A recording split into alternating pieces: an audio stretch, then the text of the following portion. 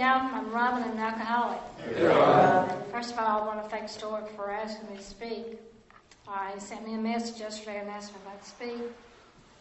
And even though today is my birthday, I'm 55 today, I thought about it just for a second when I got his message. And me and my husband had plans this evening he was going to take me out to dinner wherever I wanted to go. And I've been struggling a little bit with a couple of things, and I know early in sobriety, when I had some struggles going on, I prayed about it. I still couldn't get through that barrier there. Talked with my sponsor, and was still struggling. I knew where I needed to be, and that was in a meeting. So it's so much better to be here speaking at the colony, sober tonight, than a few years back, drinking alcohol, or I say celebrating my birthday. It's an honor to be here tonight, and thank you again, Stuart, for asking me to speak. My husband hadn't made it home from work yet, and I called him and told him, I had made a decision to speak here tonight, and if he didn't make it back, we would just do something another day for my birthday. So, just want to give y'all my sobriety date is September the 1st, 2015. I might ramble on, I might jump here and there on the story. I try to switch it up a little bit each time I speak, but what needs to be said tonight will come out what needs to be said, and I hope somebody gets something out of it. As Angie said, I do take my sobriety very serious, and she called me about 4 or 5 times, and we talked for an extended period of time, just a few times, and I finally told her, and she wanted to meet, before she asked me to be her sponsor, but she was still calling and, going on with everything that was going during the day, and I'm sitting here thinking, are we going to meet? And, there was something that came up every time. And I finally said, look, Angie, if we're not going to meet, maybe it's best you just find another sponsor, The next few days, she texted me and she said she found another sponsor, and she had made her home group close to where she was living. And I said, okay, I hope to see you around the rooms, And that's back during the summer. And I came to the colony. Me and my husband came to the colony one Tuesday night. It was a few months after that. And first thing I saw was Angie's name on the board. Now, whether it was that Angie, I don't know. And this is just how miracles happen in this program, And so, to me, from my experience, if somebody is serious about their sobriety, you will see them in the rooms, around the rooms, from time to time, whether it's Wadsboro, Bisco, Aberdeen, Town Park, Rockingham Group, the colony, or you'll hear their names somewhere, if you're serious. So after that, I saw her name a few months after that. Angie, can you bring my cup of water? After that, as she said, she came to Town Park meeting, and it had been several months since I have spoken with her on the telephone. And when she spoke that night, I didn't catch her voice right off the top. And she said, some little birdie named Robin told her that, I think she was working second then, and she never could get off in time enough to go to a night meeting. And I told her, there's meetings in Aberdeen, early in the morning and at 12 o'clock. If you could make it, make it. And when she said that little birdie named Robin, I was like, oh my God, that is Angie that I talked to several months ago. That is her. I'd never seen her before. And that night she asked if I'd sponsor her. And I'm glad to be her sponsor. Thank you for being here tonight. Thank you. Thank every one of you for being here tonight. Like I said, I am very serious about my sobriety. There are several places that are very special to me. The colony is one of them. The first time I ever spoke during my recovery was right here. Clarence was sharing that night and had asked me to speak my first time ever, and it snowed that night. I mean, it was snowing up a storm. And I lived on County Home Road. And I called Clarence, I don't remember what time it was, and I said, "Are we still having a meeting tonight?" He was snowing like crazy. He said, "Robin, Alcoholics Anonymous, we always have a meeting." I said, "Okay, I'll be there." So that was the first time I ever spoke here. So this place means a lot to me. And also, when me and my sponsor were getting the book, we'd sit right there at the end of that table, and we'd start working the steps. This place is very special to me. After I got a detox, the first AA meeting that I went to was at the Rockingham group. I have no idea who spoke, if it was a man, a woman, young or old. My mind was such in a fog, I have no idea. And that became my home group after that for a while. And my home group now is the East Rockingham group, and we meet on Wednesdays and Fridays at 8 o'clock. And it's good to see, the colony guys after y'all get out of here and leave some time and you're around town for y'all to come into these meetings, because I've seen quite a few. And it's good to see that. I have a lot of gratitude for Alcoholics Anonymous today. As I said, it's my birthday, and several years ago, I would have been making plans to go out and party, And I remember when I first came into the rooms, my sponsor would ask me, "Am I willing to do any, go to any length to stay sober?" And I told her yes, and I've stuck with that. And, everything is not always, the perfect life. It's not always easy. Just because I get sober, it doesn't make it easy. But it does give me the tools to go through this life that I didn't have before. Today I know I have choices. Back then, I had choices, but I really didn't, realize that, I could make choices on my own. I made a choice to, thank you, Stuart. I made a choice to bury my feelings in the bottle. I didn't want to deal with reality. I grew up a lot of manipulation and someone putting me down that was very close to me, or was supposed to be close to me. And I learned very early on in this program that I couldn't hold on to resentments. That was one of the first things I found out when we started getting the big book, that I had a resentment toward my mother. And shortly after that, I had to disconnect from her. And about 3.5, 4 years ago, I tried to have a relationship with her, and for a few months. And, I put my boundaries up, first and forthright from the get-go, and she got very comfortable in that relationship again and crossed them, and I had to let her go because it's a toxic relationship. And I've learned from this program, I can love people from a distance that are toxic for me. I remember, I'm also an addict, as along with an alcoholic. And I remember growing up, there would always be a hand held out with, take this pill that'll make you feel better. I don't care how young I was, what was going on, if I was sick, if I was depressed, if I was upset. And it wasn't just me, it was my sister, it was my son, it was my nephews. And that went on with everybody, so that just kind of seemed normal to me. And I picked that up as I grew older, and the alcohol quit working for me. So I got into the other substances, and I think I liked that because it got me to that high really fast, what I wanted. I was never one to do any marijuana. That pot put me to sleep. And I didn't want that. I wanted the high. I wanted to get up there as fast as I could. And when I drank with straws. I've heard that gets you there faster also.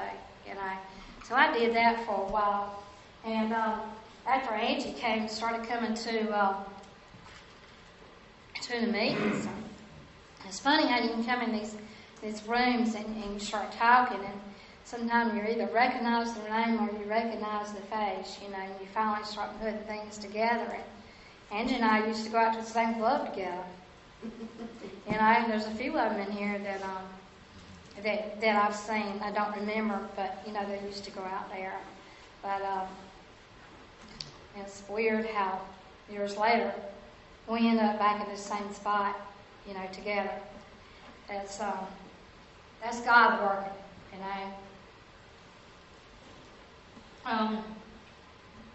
I lost much during my drinking career. Most of all, I think I lost Robin and I lost my morals. I think I started drinking when I didn't start drinking until I was between 35 and 36. First time I got drunk was when I went to graduation with my sister. I didn't drink when I was in school. I didn't drink, going to clubs like all the other teenagers. I had my son real young, about a year after I graduated. Well, I got married about a year after I graduated. About 5 years later, I had my son. And I was a good mama.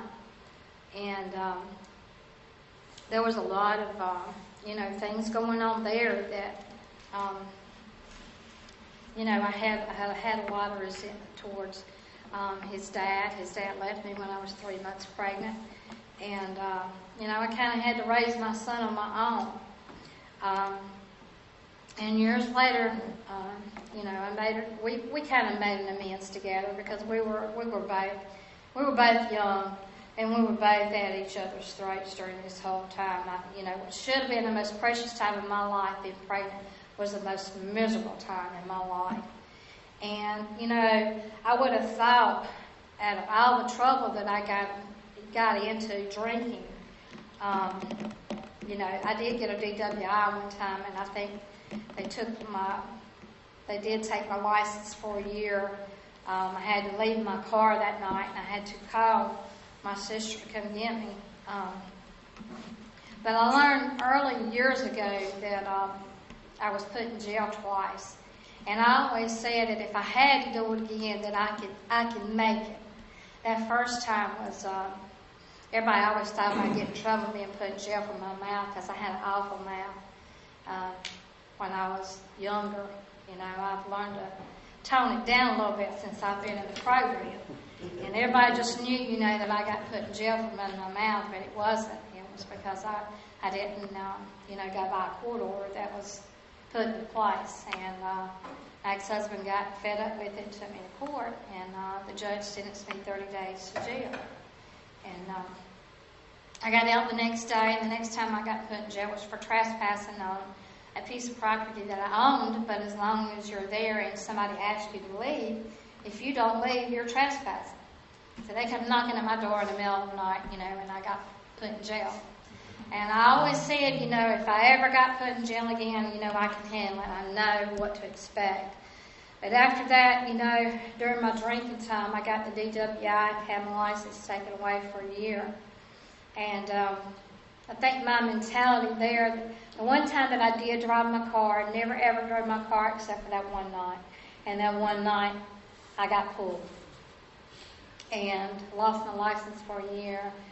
I think the times was like 6 o'clock in the morning until 8 o'clock at night. Couldn't drive on the weekends unless I had a job. And I did get a job right after that, and I was sitting with an elderly lady that had Alzheimer's. I sat with her for like 2.5 years. And so I was able to drive back and forth, to take care of her. But my mentality of, having my license taken, regardless of whether I drove or not, before that was, I can just drink a little more. I can party a little bit more, And that's what I did. Like I said, the first time I ever went to a bar was I was 34, 35, somewhere around there. And I fell in love with that lifestyle right off the bat. After, I started going there to the clubs, my first priority was to get drunk. And, most of the time I went to a blackout, which I didn't know what a blackout was till I got in these rooms. And it wasn't always pretty, when I woke up the next morning and somebody had told me what I did or what I said. I'm I'm a talker on the telephone. When I get drunk, I'm a texter, and I could text you at 3 o'clock in the morning. I didn't care what time it was. I would just, call around. And, thank Lord, I know I don't have to live that way anymore. It's not a way of living, There were several mornings that, I got up, and at the time I was dating my husband at the time, and he wasn't sure I was breathing. I put him through a lot. He put me through a lot, and then Lord, today he's in this program. And there were several nights that, that first year was the roughest for me. And if I could get through that year and still be here today, and anybody can do it, I could have wrung his neck some of those nights. He was still doing his thing, and I would come in, 9:30 or whatever time it was for the meeting, and why are you so late?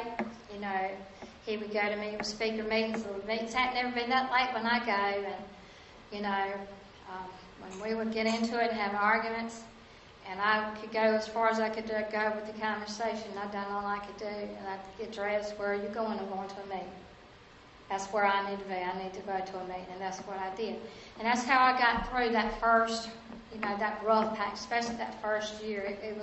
It was hard for me that first year. And I learned a very valuable lesson that first year. I was 11 months sober when me and my husband got married. We had been together for quite a few years. And when these major decisions came up in my life, I always asked my sponsor, did you think I'm in a good place to do this or do that?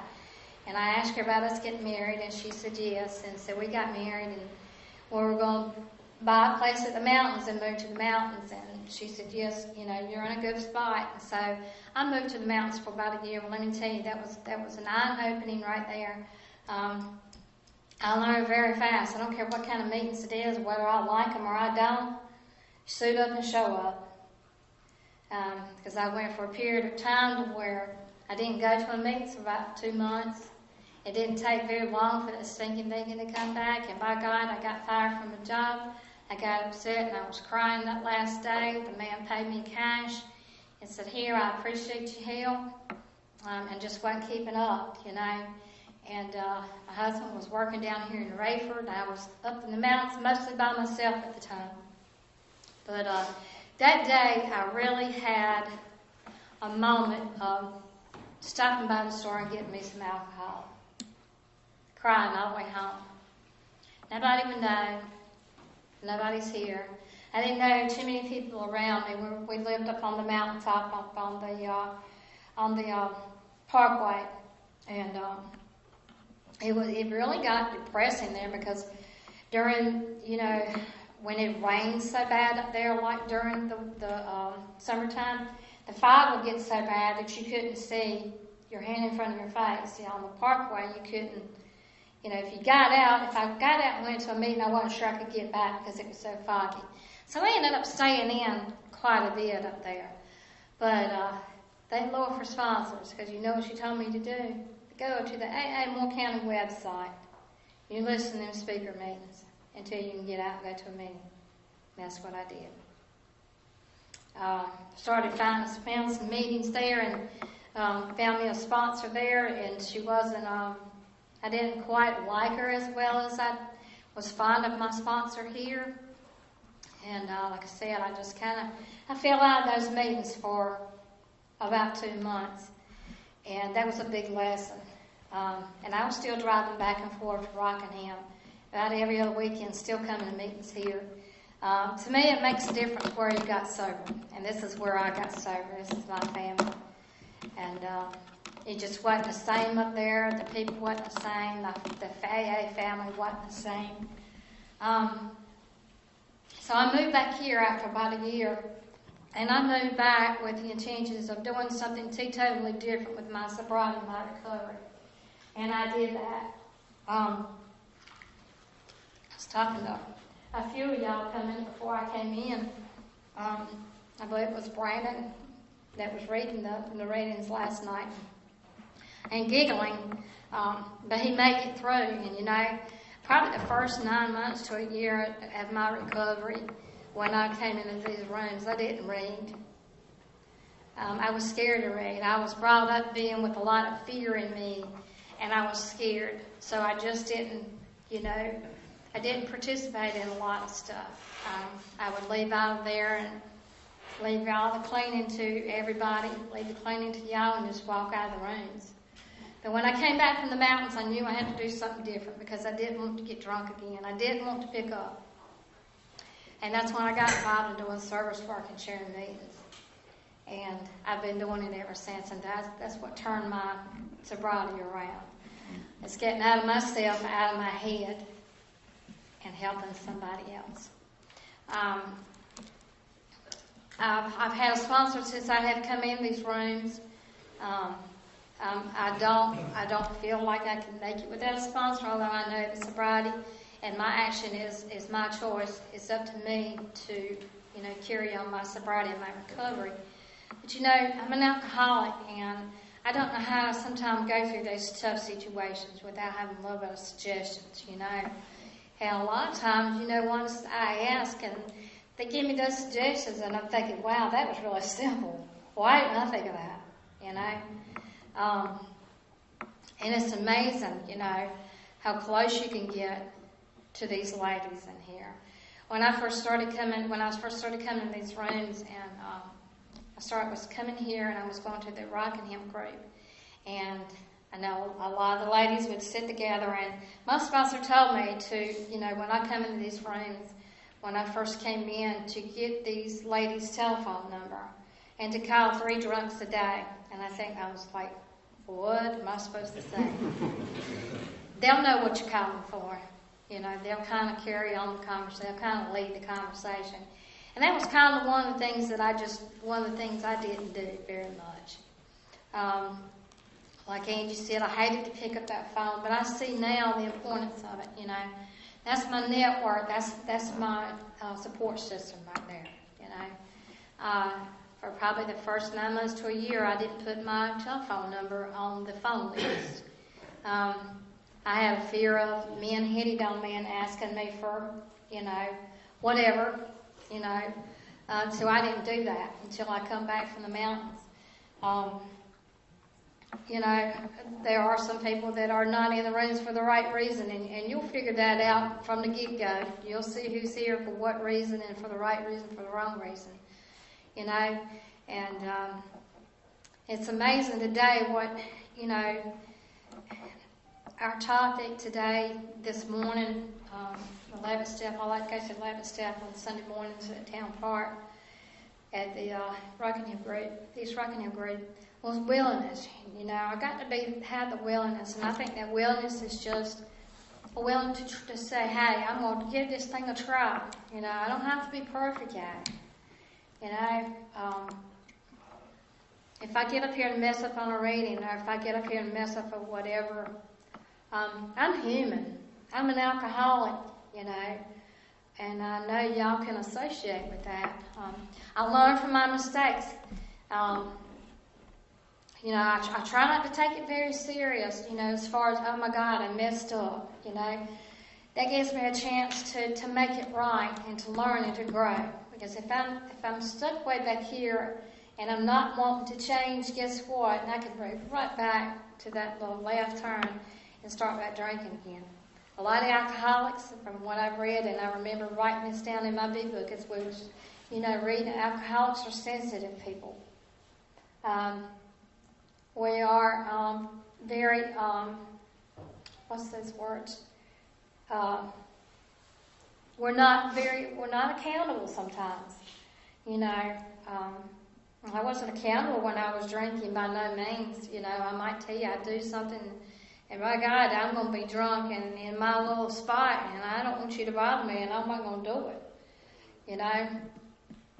So I like to be held accountable, and sitting down with another lady, going through the big book, the first 164 pages, is the only way that I know how to do it.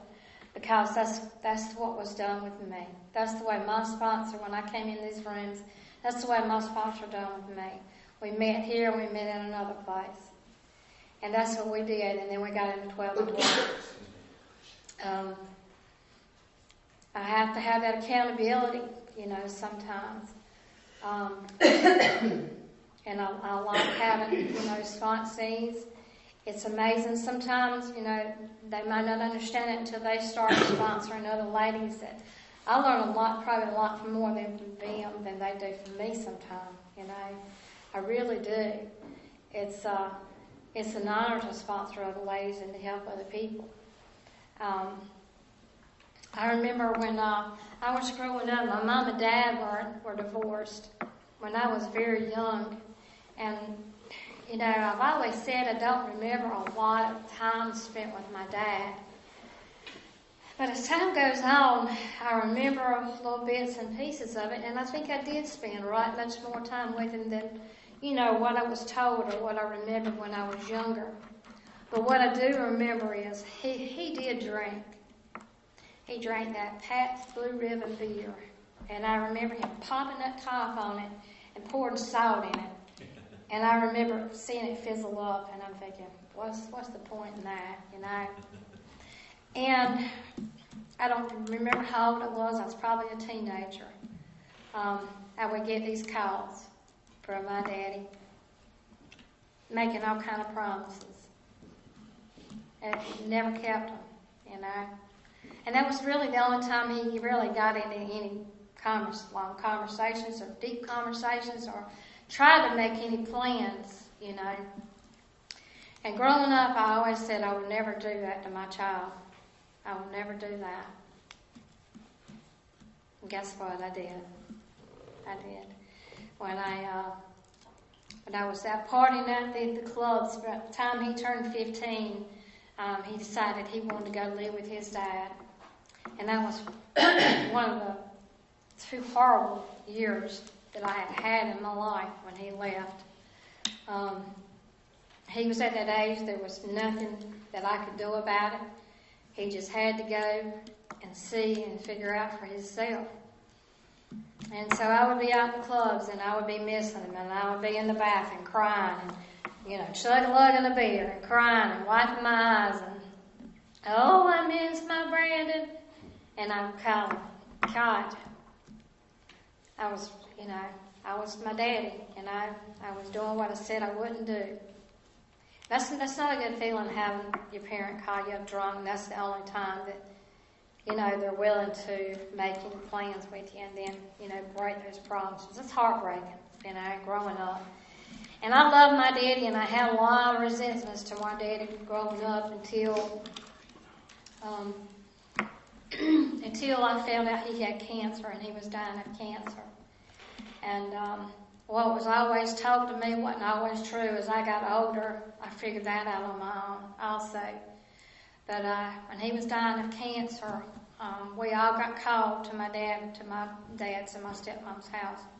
Everybody was called in, it was getting time for my daddy to go. And I made my amends with him before he died. Those resentments was gone. And I'm glad I did. I didn't spend a lot of time, or quality time, I don't think, growing up. But I always knew he was there if I needed him. When I got that DWI, he was the one that helped me out during that time. And, I was able to put my insurance in his name, however that worked. But there was no questions, there was no judgment. He didn't put me down. He was just there. I never had that with my mom growing up. I didn't. I was judged. I was manipulated. I was told I was fat. I was told I was ugly. And I was left a lot of times with me and my sister growing up that we were scared. And that's the reason why we had a lot of fear. And that's the reason I had fear coming into these rooms. But that night we were called in. I made an amends to my dad, and I'm glad I did. Thank you, Angie. And now I know I'm an alcoholic. I think my dad was a prospect, you know. I don't remember ever seeing my dad drunk. Not in front of me. But I did have these phone calls, you know. And, but I always knew deep down that if I needed him, that I could count on him. And I had a stepdad that came into my life when I was the age of 10 that I done everything with, you know. We were very close, and he taught me how to drive, and I used to go cut wood with him, and I was a tomboy growing up, you know, and he passed away a couple of years ago of Alzheimer's, and that man was good. That man was good to me as a stepdad. You know, I couldn't ask for a better stepdad. He helped me through school. He helped me do my multiplication tables. He helped me through a lot, and he was just a good dad. He didn't throw no judgment on me or anything. He always loved me unconditionally, you know, and was the best papa to my son I could have ever asked for, you know. Through this program, I have learned that, you know, I'm still human. I'm not perfect. I still make mistakes. Everything is not always rosy, but, you know, these last couple of years, I've had some, you know, struggling times, and I remember going into a meeting over at East Rockingham, and I was going through some stuff. I was supposed to be chairing that night, and I went in literally in tears, and I couldn't talk. And I asked someone there if they would cheer for me that night, and they did. And that's probably the worst time that I've ever been through during my sobriety. But you know what? I didn't have to pick up that drink. I got through it. You know, I had these tools I could pick up and use, and I didn't have to drink or drug, not one time. You know. I started coming to the colony Thanksgivings when I got sober, because really, you know, growing up, my mom always cooked Thanksgiving, and when we kind of went our separate ways, I really didn't have anywhere to go until me and my husband got together. And so this is one of my places I come on Thanksgiving, to that gratitude meeting every year since I've been in this program. I've got a lot of gratitude for Alcoholics Anonymous. You know, no matter where I go and I see someone of y'all out, we have that connection and we have that bond that nobody else understands. And if I would be talking to someone that's non-alcoholic, exactly, you know, what I've told y'all tonight, there's no way they could understand what I just said to y'all. No, because they just do not understand. You know, my mind is different from a non-alcoholic, you know. And I'm learning to, you know, I've learned to not care what other people think. That's another thing this program has taught me. I have to do what I have to do to stay sober one day at a time. You know, when I first came in this program, I didn't understand that phrase, one day at a time. I just didn't understand it. When I saw what got us 24 hours to house, why wouldn't I understand it? I stayed way, way back in the future growing up. You know, 25 years ago, it was always brought up and thrown up in my face, and it's way too much in the future. And I can't do anything about neither one of those, you know. So I try to stay in the moment, and I try to stay in today. You know, I've never really seen too many alcoholics that came into these rooms to get sober that hadn't had a lot of health problems toward the end of their drinking career. And I know I had a lot. But today, I'm very healthy. I'm a healthy girl. I used to stay in the bed all the time. I couldn't get up. I didn't care to get up. I didn't get dressed every day. I didn't take baths every day. You know, I didn't want to walk to my mailbox to get the bills out of the mail. And today, I look after myself. I eat good. I take walks every day, and I walk 25 and 8 miles a day at Henson Lake, and I love it. I'm out there, and I had a girlfriend walking with me for a while, and I don't think she got it, but I get it, and that's all that matters. Is that I get the sun shining and beaming off the lake. It's just amazing to me, because when I first got out of detox, the first thing I noticed when I come out of that hospital is, oh my God, it's so bright outside. I mean, it was so pretty. The sky was blue. The trees were green, you know. When you're up under the influence of drugs and alcohol, man, it messes with your head, it messes with your vision, it messes with your senses. So I just got a lot of gratitude, you know, for nature. When I go out there here lately, I've been listening to a lot of speaker meetings and from the website. And one just touched me the other day, and I had chills on me. And it was cold outside, but it wasn't for the weather. I just had chills on me, you know. This program is absolutely amazing. And what I have found that works for me may not work for you, but I do know that I have to stay in the moment, and I have to stay one day at a time. And I have to do, you know, work these steps, work with others. I have to have that connection with y'all, because if I don't, I'll lose it. You know, it didn't take me that one time for me to get away from these meetings. And it wasn't a good feeling at all, you know. I can pick up that drink.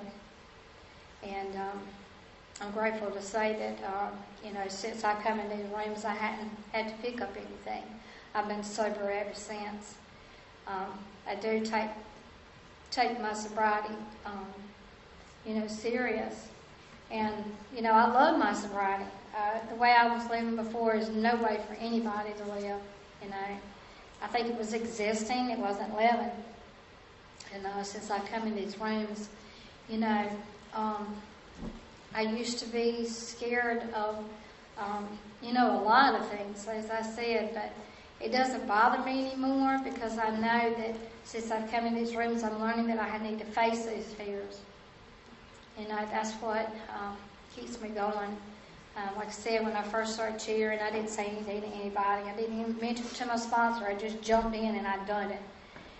You know, gathering up chairs and, you know, giving people the keys and just different stuff like that. You know, helping gather up the list for whatever we might need for the meeting, or going to get coffee and cookies, you know, something as simple as that. It helps out a lot, you know. This year, me and my husband just bought our first house together in August. And Christmas was very special to us. And we cooked, you know, Christmas dinner for the first time in our new house.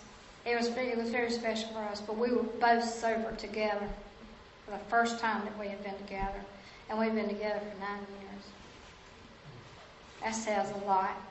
I was tickled to death. You know, here we are, we just bought this new house. I didn't know how to buy a turkey, much less cook a turkey.